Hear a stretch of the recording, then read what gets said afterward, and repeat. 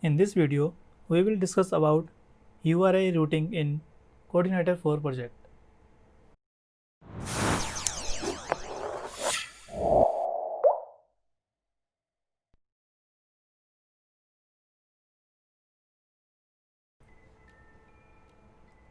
Routing is basically this route. This means if I want to redirect any page, like if I want to redirect hello to or this page, like if I hit enter, then it will show an error because this file is not found.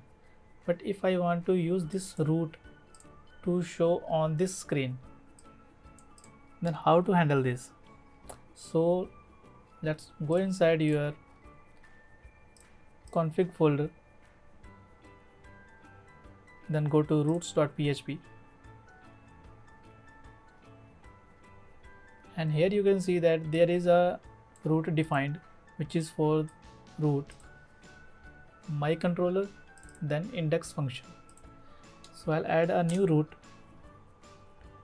To add a new route, we can use the routes variable and then add and then your route name. So we want to use hello, so our route name will be the hello, and then our controller and function name. So I want to display this controller with this function, so I'll copy the controller name, which is build response, then double colon, and then our function name, which is show, and then semicolon. This would be in the single quotes. So if I save this page, and now if I go to the hello page, then we are redirected to our student form, which is build response show function. So this is how we can add route, or you can say add custom route. So if we want to pass any ID to our code, for example, if this function accept an ID, and if I pass this ID to our view, I'll pass ID to my footer and use this ID in my footer file.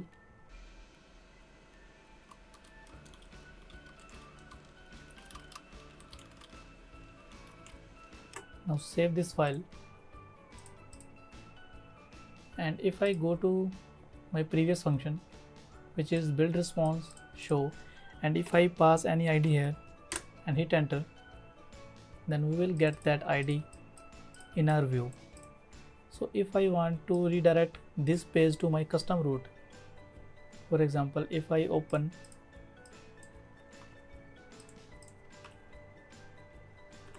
hello, then we will get an error because we are not passing any ID. So if I pass ID here, then it's showing that there is no file found which is on this route. To do this, go to your routes, and we can add a new route, or we can customize this route as well. So I'm going to create a new route. So routes variable, then add, and then your route name. So I'll name it as hi, and then I want to use any random ID. So in the brackets, I can pass this num variable. So the num would be this ID, like 45. So the second parameter would be our controller and function name, and we want to pass this ID after the show function. So here we can use $1, which means get the first request variable from the URL. So now save this file, and if I go to this route now route is hi, then we are redirected to our page, and this ID is showing here. So this is how we can create custom route and pass some request in our URL. If you want to redirect to specific ID page, for example, if I want to open this hi function but display the 45 ID by default, then we can do this thing. So add root with the name hi and show function slash ID, which will be 45. Now save this. Now reload this page. Now it's showing the 45, which is getting from here. So this 45 is static. So if I pass anything here, then our second route would be called this one with the dynamic ID. We can create grouping as well. For example, admin/login. This means we have a group of admin, and then there would be a root which will be login, and there would be other routes as well, like logout, profile. So this makes sense that this profile route is linked with an admin role. So we can also create group like user/login. To do this, go to your routes, so routes function, then instead of add we can use group here. So the group function, and then group name, like I'll use user here, and then we can pass our function, and this function will return the routes, this variable. So here we can add multiple routes like this. So I'll name it as form, and then show. Now save this page and go to our newly created route, which is user group, then form route. Sorry, we have to pass an ID as well, because we are requiring an ID in the function parameter. So you can see that this route is also working for this function, which is build response show function. If I create a new view, I'll create a new function and I'll name it as login form, and I'll not use any parameter here, and I'll display this view here. So go to your routes, in the user group add a new route, which would be routes, then add, I'll name it as login, so I can call user/login, and then our controller name, which is build response, and then its function, which is login form, and do this inside the single quote. Now save this file and go to user/login. So here is our form.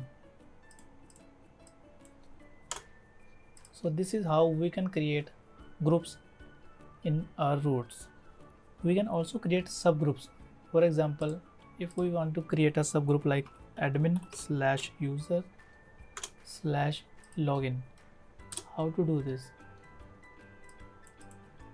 This will be the same. For example, we will create a group inside group. So we will create a new group, routes, then group. So I'll name this admin, and this would be user, and then our function, this will return the routes, and move these functions inside group.